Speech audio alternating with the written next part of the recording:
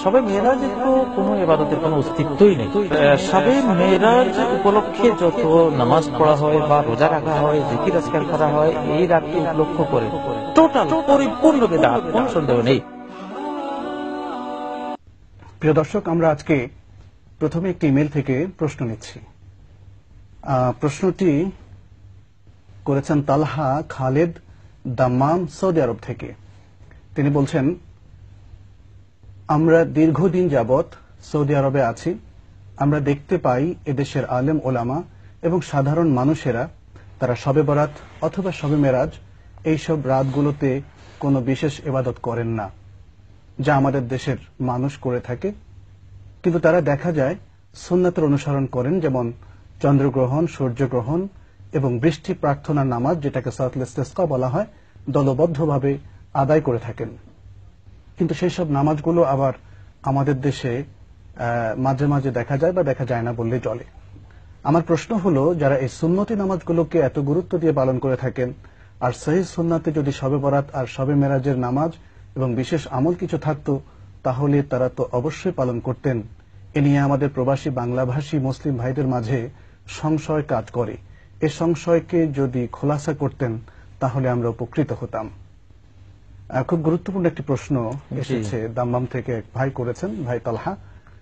তো এই ব্যাপারে আপনার কাছ থেকে আমরা আশা করছি দর্শকদের উদ্দেশ্যে কিছু বলবেন।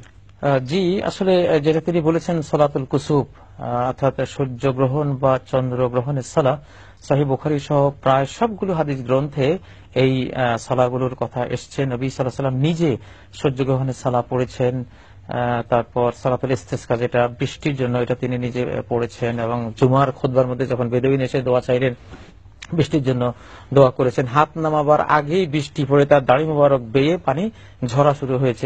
এগুলো তো সহিহ বুখারীতে অসংখ্য বার ইমাম বুখারী নিয়ে এসেছেন। তারপর যেটা তিনি বলেছেন যে শবে বরাত বা শবে মেরাজ, শবে মেরাজের তো কোনো ইবাদতের কোনো অস্তিত্বই নেই। কোরআন সুন্নাহয় কোথাও এখানে ইবাদতের কোনো প্রসঙ্গই আসে না। এখানে তো আরেকটি বিষয় আছে, মেরাজের যে রাত, সেটিও কি সুনির্দিষ্ট কিনা? না, সুনির্দিষ্ট কোনো তারিখ তো আজ পর্যন্ত কেউ বলতে পারেনি দালিলিকভাবে যে এটা এই রাত। কারো কারো মত আছে, কারো কারো কিছু মত আছে, জি, রজব দিবাগত রাত, জি, যেটা আল্লামা মনসুরপুরি বলেছেন, উপমহাদেশের আলেম, কিন্তু সেটাও আসলে প্রমাণিত নয়। আরব ঐতিহাসিকরা তো এটাকে মূল্যায়ন করেন না। তো যাই হোক, আর শবে মেরাজ উপলক্ষে যত নামাজ পড়া হয় বা রোজা রাখা হয়, জিকির আজকার করা হয়, এই রাতকে উপলক্ষ করে টোটাল পরিপূর্ণ বিদআত, কোনো সন্দেহ নেই। কারণ এই রাতের ইবাদতের কোনো প্রসঙ্গই নেই কোরআন সুন্নাহয় কোথাও। এটা একটা জানার বিষয়, ইতিহাসের বিষয়, মহাকাশ সফরের বিষয়। এখানে কিছু জ্ঞান শিখার আমাদের জন্য উপাদান রয়েছে। কোরআনে এসেছে, মা আতাকুমুর রাসূলু ফাখুযুহু ওয়া মা নাহাকুম আনহু ফান্তাহু। রাসূল যেটা দিয়ে গেছেন, যত ইবাদত বন্দেগী যা দিয়ে গেছেন, সেটাকে তোমরা আঁকড়ে ধরো, আর যেগুলো থেকে নিষেধ করেছেন সেটা থেকে বিরত থাকো।